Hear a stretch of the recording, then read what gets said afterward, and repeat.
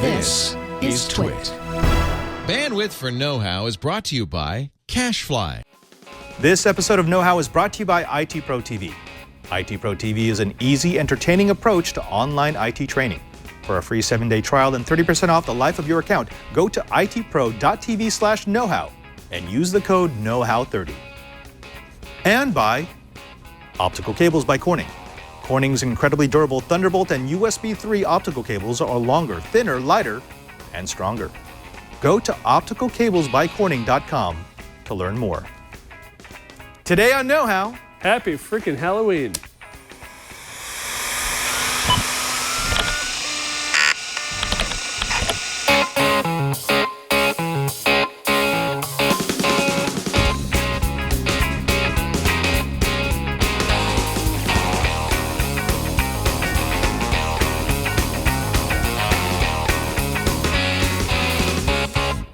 Welcome to Know-How. It's the Twitch show where we build, bend, break, and upgrade. I'm Father Robert Ballecer. And I'm Patrick Delahanty. That's right, Patrick is in again for cranky hippo Brian Burnett, who is currently scooting around Europe looking for the Holy Grail. It's a weird thing. It's something he does every year.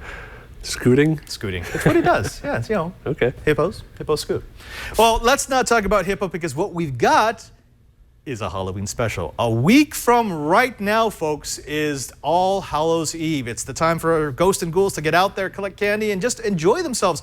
But Patrick, the last 2 years, we've been a little remiss. Yeah. Every time we get to Halloween, it's always, oh man, we should have done a Halloween episode, and we've never done it. And I'm like, I got costume ideas, like we can share. And you're like, whatever, kid. No, I mean, you are a master of cosplay. You go to all these cons, you understand the rules, you know what things should look like, and we've never really taken advantage of your expertise. Yeah, I've picked up a few tricks and techniques along the way, and I'll show a few of them here today. Yeah, I will say, I'm so happy to have this because I was traumatized as a child. You may remember me. I was that dopey-looking kid in the really ugly vinyl costume from Toys R Us. Oh, mine was from Bradley's. Bradley's, okay. Yes, yeah. New England. So, same idea. Yeah. The whole, well, you know what? If you can't really make a costume, why didn't I just print it out in 2D and just kind of wear it in 3D and it might work? Well, there were the vinyl costumes with the masks that cut into your face. Oh, those were good. Oh, no, my favorite is the little slit so that you can get paper cuts on your tongue. Yeah, your tongue could barely fit through, and you'd always want to put your tongue there. Mm-hmm. And then I grew up in Maine, so it's cold on Halloween, and my mother made us put coats on. So I dressed as Luke Skywalker. It was great. I had that vinyl smell coming off the costume. Picture of Luke Skywalker on the front in case nobody knew who I was dressed as. Of course, as. naturally. But then she put the coats over it, and nobody can see the costume anymore. So I did notice this. Yes. There you go. That's it. That's the costume. I've noticed this about those cheap costumes, and that is if you have to put the name of the character the costume is supposed to represent, it's not a good costume. It would have been okay. I feel you because I had Michelangelo on the back of my Teenage Mutant Ninja Turtles costume, which was awesome, by the way, because it was in the bargain bin at Toys R Us because it had been returned and it was missing one of the parts. It had two sides, which, by the way, were metal. They were actually metal sides. So you had kids running around with weapons that actually could hurt other kids. We couldn't get away with that today. Oh, yeah, I had to buy my lightsaber separately. They were so safety conscious. Yeah, it was a big plastic thing, but it made whooshing sounds when I moved. Exactly. But folks, we ain't doing that here. We're not going to be giving you the safe and sane Halloween. We want to give you some truly dangerous ideas for assembling the perfect costume for your upcoming celebration. Patrick, I want to start off with something really, really simple. This is just for the folks who want a lot of wow factor without spending a lot of money and without spending a lot of time. Have you seen the walking stick figure? Yes. It's a very popular YouTube video. Essentially, it looks like the stick figure character. You've got a circle for a face, you've got lines for the arms, the body, and the legs. And they're dressed all in black. Dressed all in black, and the whole costume, even though it looks cool, is actually incredibly simple. All they're doing is they're using this. This is electroluminescent wire. The cool thing about this is I just give this an AC current and it will give me a glow. So here I've got a power source, and this power source is taking 12 volts and it's converting it into 95 volts AC, which is what EL works on. We've actually had EL on the show before, but it was normally with little panels that we put into our badges. So if I supply 12 volt power, I get this. It's not hugely bright, but remember this is going to be used outside at night on a black background, that actually does show up quite well. Yeah, here, go to the side view here. Oh, look. This, you know what this looks like? Tony Stark. It does. It's got His a little little, arc reactor in the middle. thing going on. Now, they sell this in all different sizes. This one I bought off of Amazon because I needed something quickly, which if you're watching this a week before Halloween, you're going to have to do that because all of the eBay places are selling out. This is a shorter version. I think this is only 9 feet, but it would still be enough to do a child's costume. Yeah. And this was under $10. If you needed a bit more, if you could bring up the lights, Alex. So this big mess, this big bundle, this is like 15 to 18 feet. This is actually a lot more. Same stuff, it'll actually work off the same inverter. Let me shut off the power here. You'll notice all I have to do is disconnect this and connect this part. And suddenly I go from having 9 feet to having all the feet. And you know, you should be able to see what you can do with this. You would take it, you would make yourself a round part for the face. You would have, maybe you sew it into the hoodie that you want your child to wear. Then you would have a single line going down the spine so that you can show off the body. And then you would have lines going off to the arms and definitely tie it to the elbows. Actually, I just realized this stranded thing looks kind of cool. It almost looks like a nervous system. Oh, yeah. Oh, okay. Ideas. Actually, I just got an idea. But no. Or intestines. You can't. Patrick, tell my wife. I don't know where the remote is. I'm sorry, go ahead. What were you saying? I was just going to ask, you can't cut this, can you? You can. So you can cut okay. this to length. You can actually even solder it, but when you do, you get like a spot that's not illuminated. Okay. So this is definitely one of those measure twice, cut once. Find exactly how much you need. You can rejoin, but you're going to get a dark spot where you rejoined it. So you could make it go out on your arm just one length. You don't have to loop back. Correct, right. Okay. So you could have, do this circle, and then right here, it breaks off to the arms and breaks off down here, and then you break off another point here for the 2 legs. Okay. And it is just wire. That's why it's called EL wire. It's electroluminescent wire. One thing of warning, though, this is running AC. Remember, I'm going from 12 volts DC through this inverter to make 95 volts AC. What that means is if you are going to have junctions, make sure they're insulated because it won't kill you, but it will shock you. It will not feel good. And if this is on your kid and they're playing rough and tumble, yeah. So the Little Mermaid with light up hair, probably not a good idea. No. And stay away from water. Yeah, definitely stay away from water if you're wearing this. The other thing is, and the reason why I like this version over some of the other versions of EL wire, which are driven by 5 volts, there's even one that's 3 volts, is this is a lot brighter, and I can run this off of a quadcopter battery. So that little 1,000 milliamp hour battery that I use in so many of my projects, that will run this for about 6 hours. Not bad. Yeah. I've used some of this with just 3 volts from, I did a Dragon Con costume, and 3 volts in the illuminated interiors of hotels just was not enough. And so, Bleak in the chat room is saying, how about an electroluminescent bikini? No, Bleak. Bad, Bleak. bad, Bleak. Don't do that. This is actually, it's one of those materials that it's nice to have in the workshop because you never know when it's going to come in handy. So many possibilities. It really does. And look, see, even with full stage lights, everything on, if I turn this on, you can tell when it turns on. So it's not overpoweringly bright, but it is bright enough to make the effect. But if you're going to a party where it's dark or you're going outside, then this will shine. Or as Bleak said, Burning Man. Yeah, they use this a lot at Burning Man. If you're going to a rave, perfect.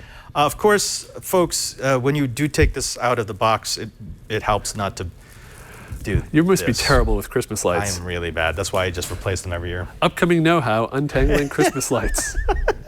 Watch for that in a couple months. Now, we're not just talking about electroluminescent wire. We've got 2 projects that we want to bring back into know-how. They are some of my favorites. I'm a big Doctor Who fan. And Patrick, you have an artifact from the 10th Doctor. Yeah, I have a Doctor detector. Yeah, we'll see what that looks like in just a bit. And then you also want to show us foam. If you're going to be doing cosplay, at some point you're going to be working with foam. And it's actually trickier to work on than a lot of people think. Yeah, and we'll do some intro foam smithing. Yeah, we'll be foam smithing and we will be playing with a Doctor detector in just a bit. But first, let's go ahead and thank a sponsor of this episode of Know How. You know, the opportunities in the world of IT administration are only growing. There's always a demand for talented people who are passionate about their skill set. And that's why we're so happy to have IT Pro TV as a sponsor of Know How, because they'll help you find your Zen. Whether you're experienced or beginner, they've got something just for you. IT Pro TV is the largest repository of IT knowledge on the internet. They've got over 1,000 hours of content and more than 30 that are added each week. You can stream their courses live and on demand worldwide to your Chromecast, Roku, Amazon Fire TV, Apple TV, or PC. That lets you learn at your own pace and on the go with, for example, a mobile device. Now, the courses include Certified Information Systems Security Professional, CompTIA Security Plus, CompTIA A+, and Ethical Hacking version 9. Their October courses include things like CCNA routing and switching, installation, storage, and compute with Server 2016, Windows Operating Fundamentals, Red Hat Linux, networking with Server 2016, and more. They give you transcripts, which allow you to jump to particular spots in the videos. This means that if you're using IT Pro TV as a reference, a way to sort of refresh your memory about things you've already learned, rather than having to sit through an entire lesson, an entire course, you can look through the transcripts, find the question that you have, and get your answer. Be in and out and back to work in no time flat. They also give you more than 100 step-by-step virtual machine labs and Transcender practice exams. That's a $109 value. That all comes with their low monthly subscription price, and they have a no-hassle cancellation policy because they don't want to keep unhappy customers. They only want to deal with people who actually want the knowledge that they offer. While subscriptions are still the best value, of course, they also give you courses on Amazon Video Direct in case you want to try before you buy. And if you're currently signed up for an enterprise account with an IT Pro TV competitor and they're subjecting you to a rate increase, IT Pro TV will match your previous year's pricing on that account so that you and your team can learn at an affordable rate. Their clients include Harvard, MIT, UCSD, Stanford, and more. If you're looking to start in an IT job, you need to get involved in the IT community. And IT Pro TV can give you the perfect place to start. Check out itpro.tv/knowhow. That's itpro.tv/knowhow to access the most popular IT certifications on the planet. Premium subscriptions are normally $57 a month or $570 per year, but we've got a special offer. Try it for free for 7 days when you sign up using our code KNOWHOW30. That will also give you 30% off the lifetime of your account. That's less than $40 per month or $399 for the entire year. Just visit itpro.tv/knowhow. That's itpro.tv/knowhow and use the code KNOWHOW30 to try it free for 7 days. Plus, save 30% off the lifetime of your account. And we thank IT Pro TV for their support of Know How. Okay, Patrick, so Dr. Detector, it's this. What is this exactly? It's his hand in a jar. Now, for those of you who are not Whovians, the 10th Doctor, upon his emergence, had a Christmas Day fight with the Sycorax, and during that fight, his hand was chopped off, which was found by Captain Jack Harkness, who used it as a Doctor Detector. And we actually have a clip of that, if we could explain and show the original. I don't know if it's ready. Yep. There you go.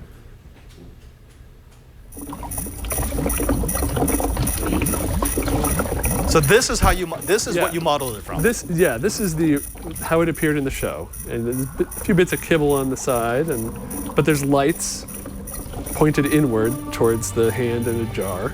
And this is what we're recreating. Yeah. Oh, which, by the way, your 10th Doctor costume is fantastic. You look really good as the 10th Doctor. Thank you. Okay. Let's come on back. Now, tell me a little bit about how you designed this. So there's obviously a little bit of craftsmanship in this. You've got a jar with a hand in it. Tell me, what else did you need to make this? Well, I found the handle, which is, I think, the exact same handle they used in that prop. All the pictures I've seen, this seems to be the exact same thing, and I just found that on Amazon, of all places. The rest of it, the top and the bottom here, this was cut out of wood, and the bottom's the same. The sides are plastic, just sheets of See, if it was me, it would be all 3D printed, PVC. and you could tell. But this is more. This is custom craft. So I got some Christmas lights hooked up to a battery, stuck them inside here, and painted the whole thing. But I designed it so that it would come apart because I traveled to conventions. Right. And also I can't get the middle out. Too. Yeah, actually it's not that bad when I'm carrying this around. But yeah, I have to take it apart to get the water out, to get the hand out. And so it's just screwed on the top, and I can take the top off and then unscrew it, and I can get the water in and out. You know, this is one of those bits about cosplay that I've noticed over the last couple of years, which is even if your primary costume isn't spot on, if you've got an accessory that people readily identify with a character, they'll say, oh, that's the Doctor. Like the sonic screwdriver's one, this is definitely another. The thing about the 10th Doctor is everybody recognized me as the 10th Doctor, but there were so many 10th Doctors. Right. Only one of them had his hand in a jar. So this was an item that definitely made me stand out.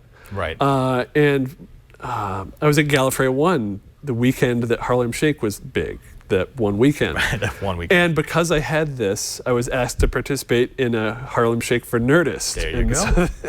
Now, this is a fun design, and you know, this is something that I would really love to have the wherewithal to be able to do. I mean, normally the hand is attached to the bottom. If you had time, you could probably put a bubbler in there to make it look it's a little not closer. really finished. Right. There's a few things I'd like to do to improve it. Bubbles, better lights, and some more of the greebles on the Well, side. we know how to handle the bubbles because we've been doing the Aquavase project.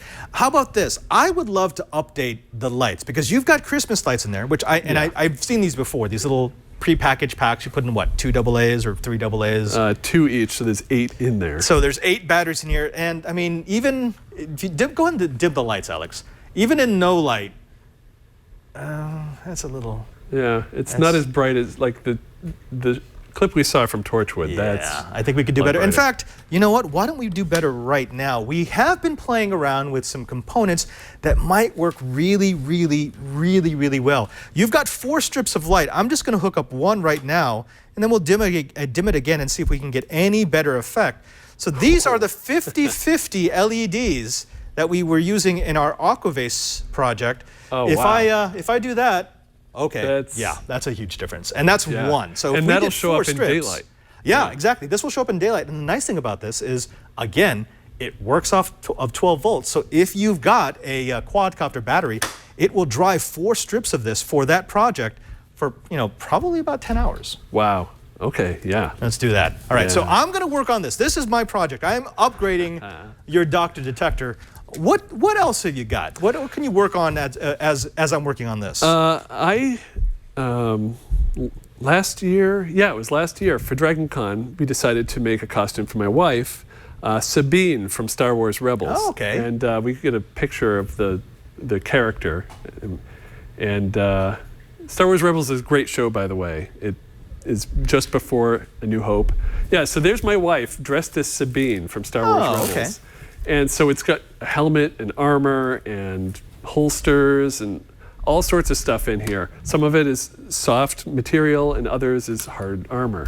Oh, let me ask you about that. When you're designing a costume like this, I mean, obviously you can't do all the design pieces. It's not feasible for you to make an exact set of something from anime. It's not going to fit the human body quite the right way. So how do you adjust? Because I've seen some very convincing costumes that, even if you paid really close attention, don't look anything like what I've seen in anime. One technique I've actually used is to just get a picture of myself, trace it, make an outline of my body, so I've got a figure to work with, and then draw the character on top or adjust it in Photoshop on top. And so then I can get the dimensions proportional to my body instead of the skinny anime body or something. Okay. I mean, it helps if it's a real life show like Doctor Who. Those are real people, so you're pretty much dealing with. They actually have to have a human costume. Yeah, you're dealing with real stuff. But when you're talking like Star Wars Rebels or anything animated, some of the proportions are exaggerated. We see that at Maker Faire a lot. So there's Sabine from Star Wars Rebels, and that's. There are so many Iron Man costumes, which look great, except, he's got all those pop-up things. Yeah. And like in the real world, no, that's where my arm would actually be. So either you make the costume bigger, which makes your head look smaller, or you fudge a little bit. And in the case of Iron Man, in the cinematic universe, a lot of that stuff is added later on with computer effects. So Exactly. All right, so you're going to show us a little bit of working with foam. I'm going to go ahead and start up on this. Now, you've seen me work with these LEDs before. What we're going to do is we're just going to measure it out. So I know that I want to go from right about here, the top of the hand, to here. Super easy, because I can only cut every time I get to a copper. So if you go to the side view here, Alex, every time I get to one of those, that's actually a junction point. If you cut it anywhere in between, you're going to get some weird voltages going to your LEDs. So make it nice and clean. So in this particular case, I can get 1, 2, 3, 4, maybe 4, 5 segments. I can get 5 segments into my allotted space, and I'm going to need 4 of these because I want one on each side. Now, have you thought about doing colors, or are you going to just do straight white?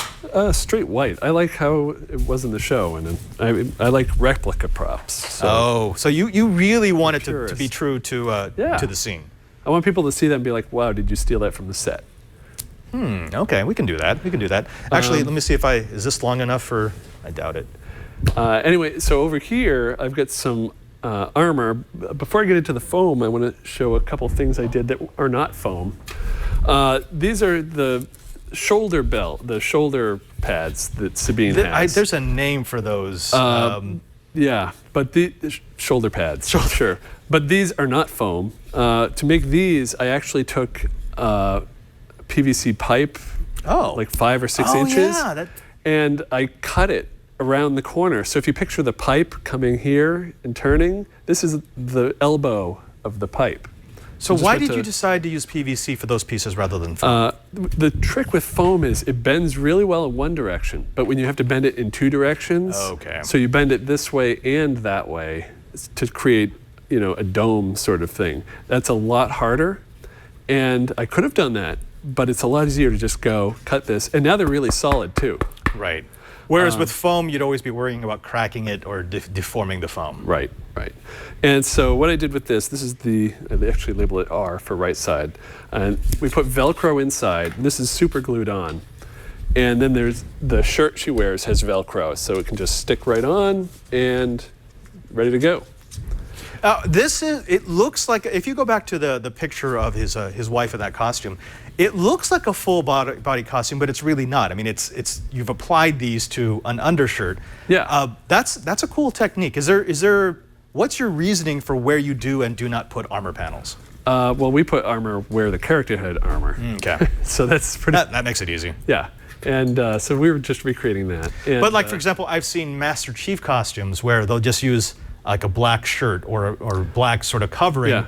And you really only have armor panels here. And it's still a convincing effect, even though it's not actually a complete one-piece outfit. Yeah, and I've seen C-3POs, and I think the actual C-3PO, the middle section where there's all the wire, sometimes that's not actually individual wires, they just have the effect of wire. I see. But by having pieces that aren't armor, you can bend and move a lot easier.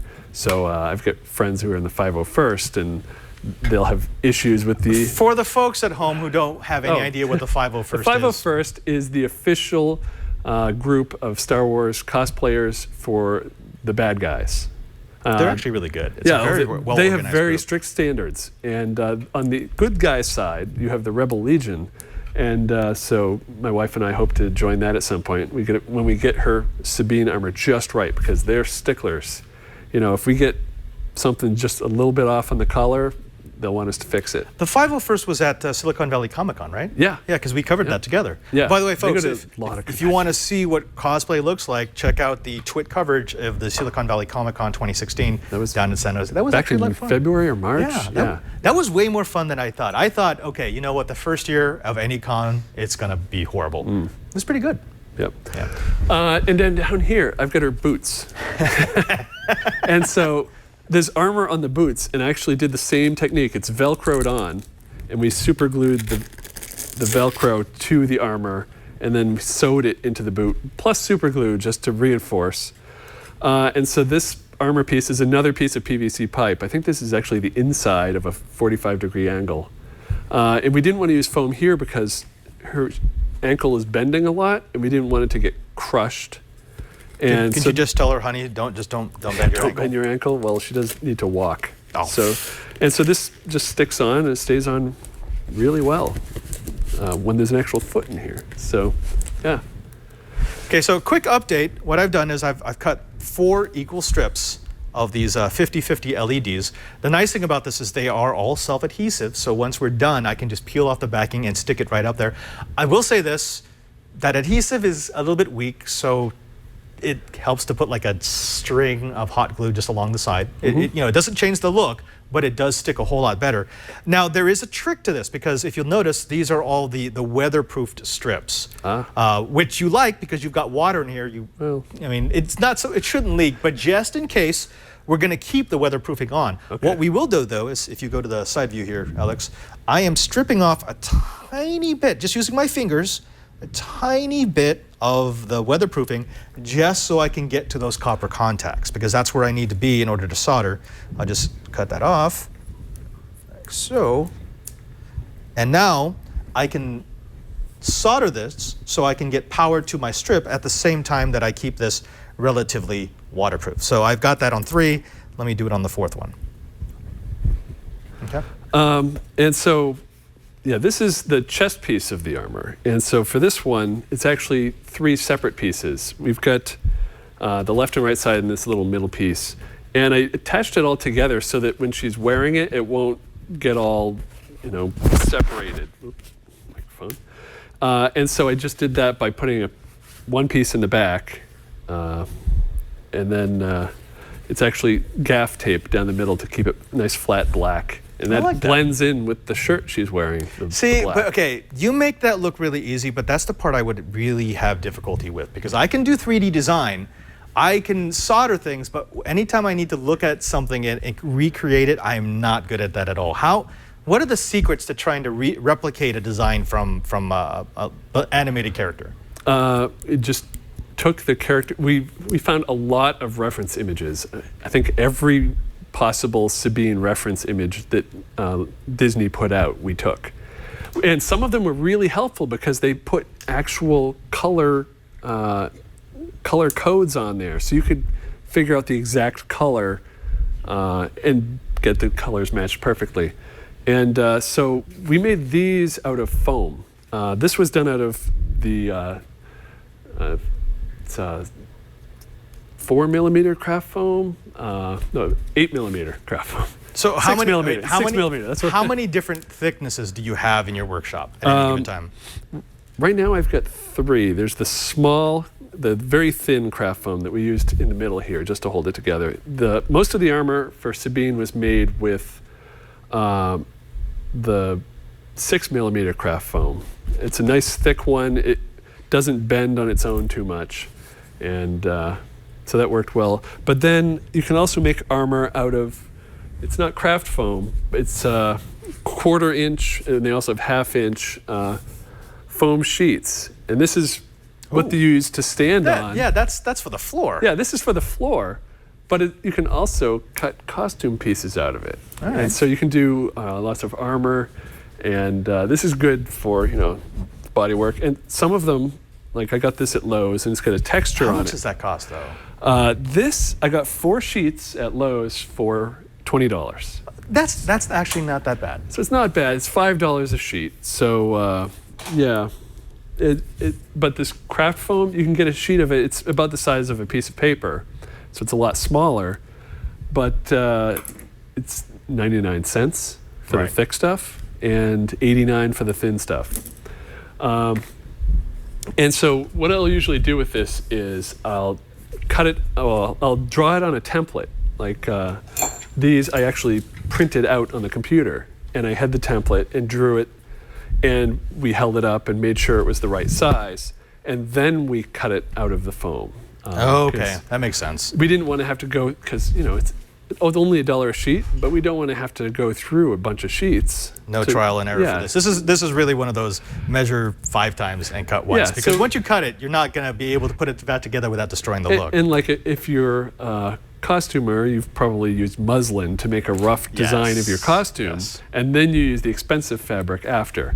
And so this is sort of the same, along the same line. I was going to ask you we make our own pattern. I have seen some makers who will use like cardboard templates so that they can reproduce it multiple times, so that they will keep. They may throw the costume away, but they will always keep the template so they can recreate it. Yeah, and so using cardboard is a good way too, because it's a little stiffer. And so if you're making armor, you can try, especially if you get something with curves and you need to cut into it and make sure you get the shape right. It's a good way to get it right first. And then for curves, you can bend it, but you have trouble getting it to hold its shape. So there's a trick to that, and we can use a heat gun. And I like heat guns. when it's heated up, and then it cools down, it'll stay in that same shape. And that's how we got these curves on here.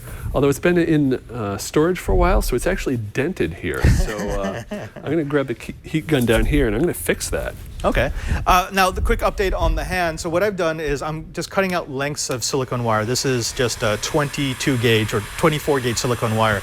I'm going from the top of my enclosure towards the back because what I want to be able to do is to solder leads to each end of the strip and then bring them all back to the bottom to a single point where I can give it 12 volts. All right, so what are you doing there, Patrick? Yeah, I'm warming up both sides of this foam where the dent was, because it's just been stored in there, and I think the boots were rubbing up against it. And yeah, just a quick once over, and the dent has gone out of this. It's still a little malleable, but can I overheat it? I mean, do I have to worry about destroying the foam? I have overheated some, and it got so malleable that the imprint of the tongs I was using to hold it got into the foam. So it left an impression. Even when I painted over it, you could still see where the tongs were. And I do recommend using tongs if you're heating up like I was just doing the middle, but if you're heating up a large area, use something to hold it so you don't have to have your hand here. Yeah. Always think that a really hot surface is going to settle. So if your hand is that hot at that surface, your hand gets hot. If you come to the side view here, Alex, I want to show something. People often have a problem with these LED strips because these copper contacts are so small. What I would say is if you've got an adjustable iron, keep it around 325 to 350 degrees. If you get hotter than that, what will happen is the solder tends to ball up rather than tin the pad. So what I'm doing is I'm applying heat to the pad. I'm not applying solder to the iron. I'm applying it to the pad itself. And then I should get this nice, even coating. The reason why I want to do this is because it's going to make it so much easier for me to attach my wires when I actually want to do this. Also, after you've soldered, this is a raw gaping connection point. So what I do is either I will put heat shrink to protect those solder joints, or more likely, because I'm lazy, I just put a dollop of hot glue on top of it and it will keep those contacts from touching. All right, so show some of your magic while I do this. All right, so I'm going to take this big sheet, and I'm just going to demonstrate some of the heating on this. I mean, I could cut this into a shape, but I don't really have anything to make with it. But this will give you an idea because it's totally flat right now, and so we'll see if we can get a nice curve going here. Let's get the heat turned all the way up, and it won't take long. I can actually see. It gets a little glossy here when the heat hits it. So you can tell which parts are heated up. Yeah, so, I mean, again, I know that this is going to come from experience, so people should really just try it. But how do you, is there a definitive point of too much heat, back off? When you get the smell? Yeah, you probably want to do this in a well-ventilated area. And I'll do the other side here. But usually when you get the shape you want, that's when you can stop. Because, there's no reason to keep going after that. I've seen some makers who will use solvents, like solvent vapors to soften the foam. I've never liked doing that because it always seems to destroy the structure of the foam. Yeah, that doesn't sound like a good way to do it. So unless you're going for that sort of aged look, I'd stay away from that, right? Yeah. And so I'm starting to get a bit of a curve here. You can see. You're going to heat up both sides because if you want to make the outside, it should expand. Right. And the inside will compress. And now, when you do have a design, by this point, would you already have the template drawn on the foam? Oh, yeah. I'd have the template drawn on, and I'd actually cut it out of the foam and then start the bending. But you can see, look, it's just staying up on its own. Oh, wow. Yeah. So, and even if I flatten this out, it will tend to want to come back to this position, right? Oh, that's now if you store very it cool. like we saw with the chest armor here, if you store it for a while and it's misshapen, you're going to have to heat it up and correct it. But it was easy to do. It didn't take much effort at all. Let's talk a little bit about storing because Unless you're a very interesting person, you probably will not be wearing these costumes on a daily basis. You Right. can't just chuck them into the back of a closet and expect them to look good when they come back out. Yeah, and so we've got, like, these are the shoulder pieces here. Put it here. And so we actually store these. Someone, by the way, said that those are epaulets? Epaulets. Yes, yes. That's like the, yeah. And so storing these, we actually, because the paint, we don't want this to, pull at each other. Even though it's been over a year since it's painted, we don't want it to wreck the paint. So we don't store it face to face, we actually store it I get that. back to Paint front. never truly dries, does it? Yeah, as we've seen from the studio doors. Yeah, because they're if you still let a it, if little you sticky. let two painted surfaces touch, eventually the paint will just flow and then Yeah. it sticks. Yeah, and Do so you this use, was. do you use what? Like, can you use parchment paper or wax paper to try to keep them apart from each other? We've just been using paper towels, but that works. and I've also used cloth, like just some muslin. Something that doesn't leave dust behind is good. So Right. paper towel is probably not the best. You can actually see when we went to Dragon Con, it wasn't quite dry because we were working till the last minute, and there's still some little bits where the paper towel kind of went into. But the you know what? gloss That here. actually, I kind of like it. It adds a little bit of texture. And for this, it's fine because we intentionally weathered this to make it look like it's metal armor that's been through battles. Yeah. We're going to continue with this in just a bit. I'm going to get two of these lights up so that we can see what the Doctor detector looks like with even lighting from both sides. And Patrick's going to continue with his 101 on creating foam costumes. But before we go on, let's go ahead and take a moment to thank another sponsor of this episode of Know How. This episode of Know How is brought to you by Optical Cables by Corning. Now, Corning can greatly improve your audio-video workflow with their strong, durable, and far-reaching Thunderbolt and USB 3.0 optical cables. Whether you're into high-end video, photography, audio production, or computing, Optical Cables by Corning will allow you to build a convenient workspace through a superior long-distance connection. Corning's USB 3.0 and Thunderbolt cables are incredibly strong and incredibly flexible. They have exceptional cable runs of up to 60 meters, that's 200 feet for Thunderbolt, and 50 meters, that's 165 feet for USB 3. That makes it so easy to move your noisy, space-consuming devices away from your workspace. And because it's Corning, it's durable. You can bend or walk on these cables. And even if they're tangled, it's no problem at all. They'll keep transmitting at top speed. Optical Cables by Corning will help you achieve acoustic and electrical isolation so that you can enjoy a clutter-free, peaceful work environment. Now, what does that mean? It means that we've got clients, like, for example, Universal Audio, which relies on Optical Cables by Corning to achieve acoustic isolation in their studio. You see, they test new audio equipment, and they can't have their testing equipment be louder than the gear they're trying to test. They depend on Corning to make sure they get that acoustic perfection. If Universal Audio can trust Corning, don't you think you should too? Instead of investing on multiple extenders, adapters, and cables, you can turn to Optical Cables by Corning to establish the connection that you need with one simple long-length cable. Optical Cables by Corning are available at all major electronics and professional AV retailers, including Apple stores, Amazon, B&H, and more. If you work with audio, if you need a quiet workspace, if you demand continued high throughput, you need to try Optical Cables by Corning. They're longer, thinner, lighter, and stronger. Just go to opticalcablesbycorning.com to learn more. And we thank Corning for their support of Know How. Let's get back to business. I've got to fix this Doctor detector. I've got two strips ready. So what I'm going to do is I'm going to go ahead and get these in place. You just duct taped these to the side, right? That's gaff tape. Oh, it's gaff. So you gaff taped these things to so the that side. should actually come right off. Come right off without residue, and then I'm going to be able to install these just nice and easy, and then I'm going to wire them back to a 12-volt source. Now, I will say there are a few things that I always like to keep on hand. The first is a lot of silicone wire. This is incredibly useful if you're doing anything that needs to be flexible. If you use PVC insulation, after time and exposure, what will happen, and you see this, Patrick, the insulation kind of hardens. It cracks, and that's no good, especially if you're going to be using it in something like a costume. Silicone wire is the way to go. It's going to stay flexible, it's going to stay durable, and more than that, it's resistant to high temp, so it's not going to melt like PVC.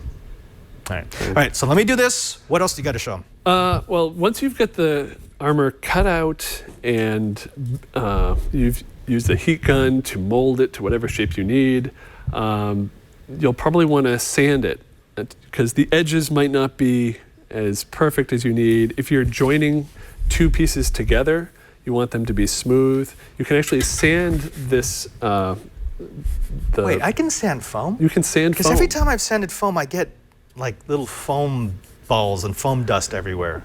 Well, I mean, you're going to make some dust, but yes, you can. The L200 or EVA foam, the closed cell foam here, you can definitely sand that. This isn't styrofoam. Oh, okay. Yeah. Oh, right. This is more like that high density foam. And so you can sand it to get down any rough bumps, but you can also use Bondo to fill in the gaps. Okay. So if now, you've joined, that's important. If you've had to make a dart, like if you're doing a helmet, you're going to need to kind of make it stick up like a crown with little triangles and then bend them in so that they all meet, so you can get that nice round top. And where those pieces of foam meet, you're going to need to sand it to make sure that they're even, and then use Bondo to fill in the gaps, just like you would on a car. Now, what about like damage? Have you ever used Bondo to repair damage? Fortunately, I haven't had damage that's required Bondo. But you could. I mean, because it's just a filling agent. Yeah, you could. Do you sand it like I would sand wood, where you start with a coarse grain and then you just move to smoother and smoother until you get the effect you want? Yeah. Because you want it to be just as smooth as the foam itself when you're done. Right. And then, because if you look closely at the foam, you can't see it on the camera, but the foam it's not perfectly glossy smooth. And so there's little microscopic indentations. And if you want a nice shiny armor, you're going to have to go someplace else. Yeah. This isn't for you. No, you want to use something that will make it smoother. And so what I did on this Sabine armor is we coated it with Modge Podge first. What's Modge Podge? It's just kind of like coating stuff. I don't know really what it is. I got it at Michael's, but it made it nice and smooth and shiny. And that was called Modge Podge. Okay. It comes in spray and it comes in. Is it like a spreadable. glue or what? It's not like sticky. A Bondo? It's just a filling material. Yeah, but it's spray on. At least the kind I use. Okay. Which gives you it fills in all those holes and just makes it smooth. And then after that dried, which took a day or two, then we were able to paint it. And we gave it a couple coats, and just finding the color spray paint we needed for this was difficult. We had to go to both Home Depots and Lowe's, and I think we went to Michael's for a different color, and so there wasn't any one-stop shop for this, but we had looked online. Fortunately, the Rebel Legion has a great website with a lot of people that are doing the same thing, and they say, hey, I used this color, you can find it here, and it was a great resource. So if you're doing Star Wars costumes, for the bad guys, the 501st, and the good guys, the Rebel Legion, check out their forums, because other people have done this and they have recommendations, and it'll save you a lot of time. But I mean, that's the thing. Nobody wants to do a costume that everyone else has done. Everyone kind of wants to do their own thing. Yeah, you can do your own thing, but if there's somebody with a similar character, the forum is good for matching colors, if a specific character. But I want to do my own version of a Jedi. Somebody could say, oh, well, you can get this thing here and this, and you can customize it for yourself. But there's still a lot of good ideas. Also, the Replica Prop Forum, which is a bunch of nerds. Oh, right. That's what Chimbeard hangs out a lot, right? Yeah. Yeah. And Adam Savage. They love this place because it's people who are just replicating props from TV shows and movies, and even obscure things like the timer from Sliders, which was 20 years ago. There's people still making that. So much respect for those people, because they have to remake these things with just pictures. I mean, they don't have the plans. They don't have the people who made it. Yeah, and usually those pictures are not good. No, they're really low res. So it's mostly, and the fact that most of those props, you could look at it and instantly know what it's from, it's a testament to like the labor of love that they put into doing that. Yeah, and a lot of research goes into it too. I am cheating. Normally what I would want to do is I want to take off the top so that I could have access, unfettered access to this this chamber, but I'm just going to cheat and do it this way. You may have to get in there and make things a little neater. Make some adjustments. Make some adjustments. You're definitely gonna need some hot glue, because I tacked all of the of the adhesive here, and now it's not sticking to anything. Oh, That's yeah. yeah, that's a bummer. A few spots of super glue will fix that. Okay, all right. I got one, so let me do the other side. What's next? So they got Bondo. They know they have to sand it. They know that they need a smooth coat. Bondo, put on a smooth coat, and then paint it. Multiple coats of paint. When we were doing, I don't have the helmet here because we actually didn't make the helmet. We bought it blank, but we had to paint it and finish it.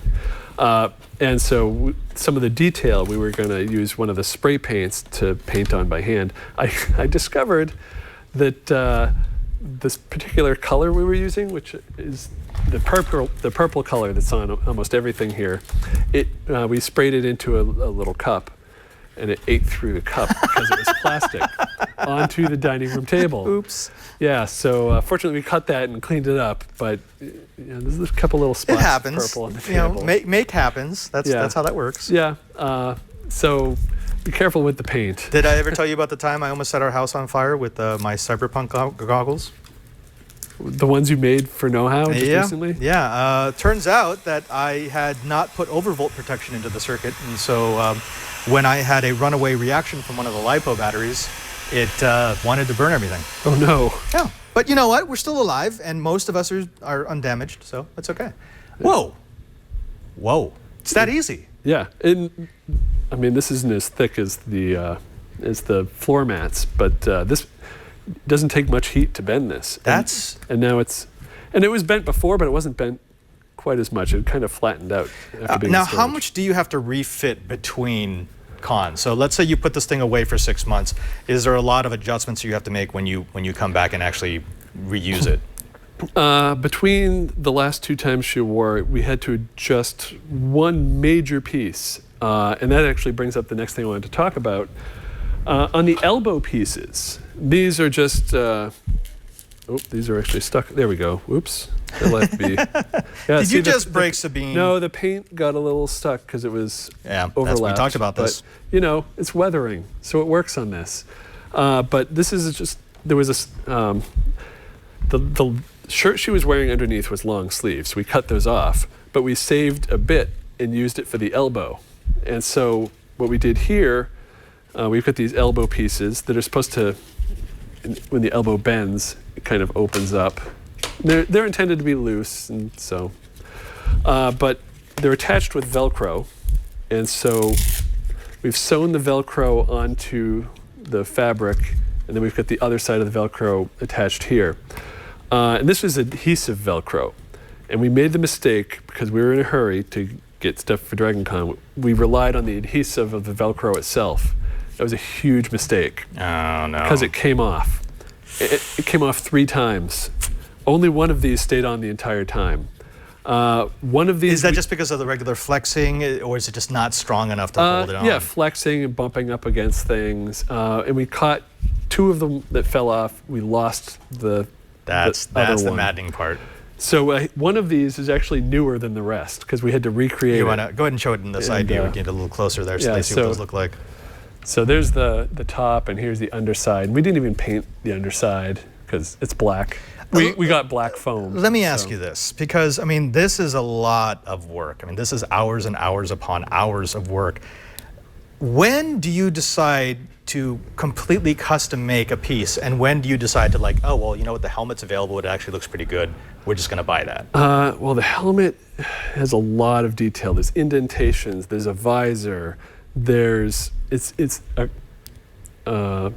a dome, and that's very difficult to make out of foam. And we could have made it, and it would have been a lot cheaper, but there was a guy that was making helmets for people who wanted to cosplay for the Rebel Legion. And so he had a website, we found it, ordered it.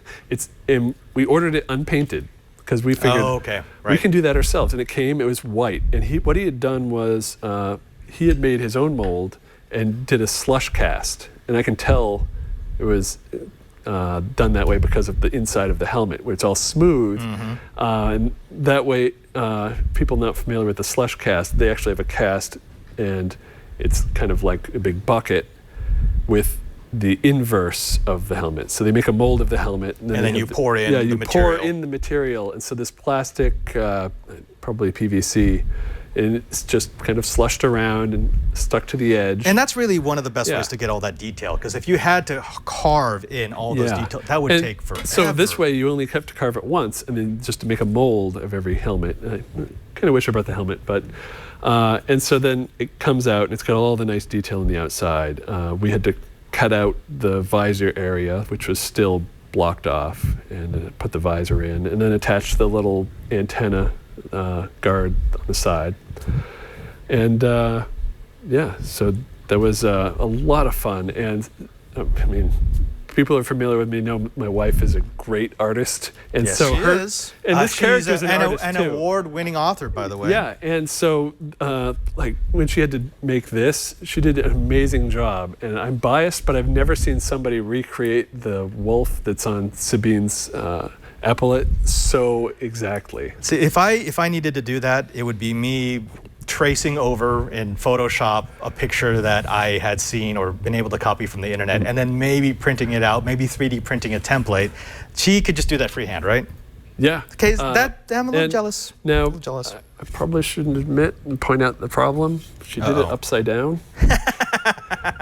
That's supposed to be the bottom, but it was late. So at some point, she has to redo it. Did anyone notice?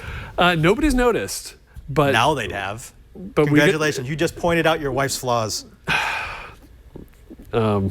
This chat room But never jumps in on order people. to get into the Rebel Legion, we're going to have to correct it Oh, anyway. okay. So, I mean, for just wearing it around, it's fine. So the people in the Rebel Legion would yeah, know. they're going to be like, yeah, That's upside that looks down. upside down. Is that? Fortunately, the other one, it's just a checkerboard. So, whatever. Can you just tell them that you're from the Mirror Universe?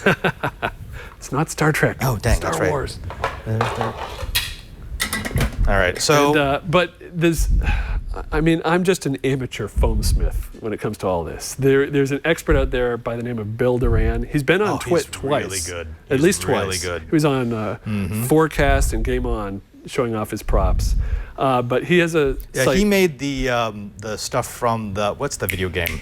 Mass Effect. Mass Effect. He made the Yes. Mass Effect guns. His Mass Effect armor so that good. he made using floor mats.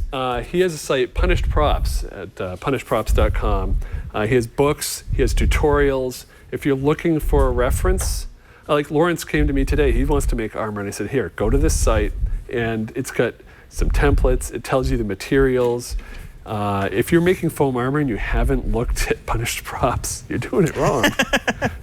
All right, so quick update. I've gone ahead and soldered together the leads here on the side view, and what I'm going to do is I'm just going to use my rework gun here.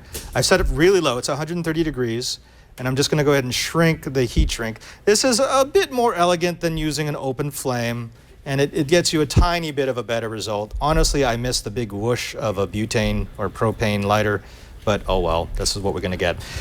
What I've done is I've got two leads, one for positive, one for negative, going into each of those two strips, and then I'm going to take power from the top of those strips and go to the other two strips. And what this will allow me to do is allow me to keep a much neater pathway. I'm not going to have 4 wires coming down to the bottom, but I do have enough slack down here so that I could make either the power unit a separate thing, or I could hide it, say, in the base. And it is a very nice and small power supply, a small battery, so you're not going to have to worry too much about space. But let's, oh gosh, this thing is really falling off. You're definitely going to have to hot glue this in later on. Yeah, that's but let's fine. see what this thing looks like with just 2 lights. We've replaced 2 of the strings of Christmas lights with 2 of these SMD 5050s. Hold on, let me get the power in here. I have to put it in the right way. There we go. And Whoa. okay, that's huge Yeah, difference. Okay, wow. Actually, go back to the video that we had at the beginning that showed off the Dr. Detector, because this is so much closer to what they made. And remember, these are actually more power efficient than those Christmas light LEDs that you had in there originally. And that's just 2. So we got 2 more. So that's what it's supposed to look Yeah. like. And go back to this model. I just need There to you bring go. the hand down inside a little bit. Bring the more. hand down, Yeah, you'd it be good even to go. shows up under the studio lights. Actually, here. you know what? I don't, yeah. Wait, which one is that? I've lost track. I don't think we have to do the other 2. I think 2 is actually really good. I think we might as well. Yeah. But dang. All right. Wow. There you go. So if you do want to work with LEDs, just remember the 5050s are the crazy bright ones. And if you really wanted to get special, what we could do is we could get the 50/50 RGBs that we have over in the new Node desk. It's not a hole anymore. And then we could wire up an Arduino so that you could maybe work in a little bit of blue or a little bit of red just to tint it when you, like it detects the doctor because it starts, changing colors, right? Yeah. A little right. TARDIS sound effect. Bubbles.